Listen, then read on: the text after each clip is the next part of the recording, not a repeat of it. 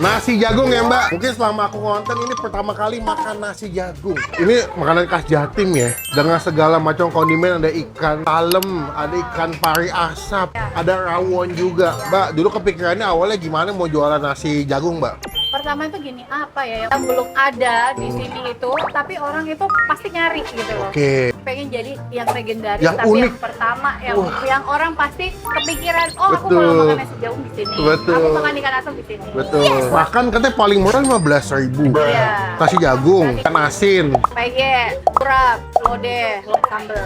Jadi kalau kangen makanan Jatim boleh datang ke sini. Mbaknya ini buka dari jam berapa Mbak? Untuk hari Selasa sampai Jumat kita buka jam setengah 9 sampai jam 4 sore. Untuk hari Sabtu Minggu jam setengah 8 sampai jam 2 siang.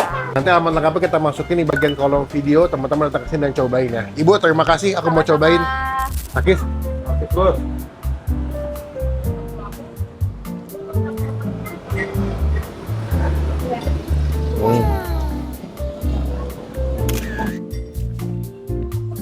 Wangi asapnya sih, gong sih. Nggak ada bau amis sama sekali. Smoky-nya nampol banget. Sambalnya juga enak.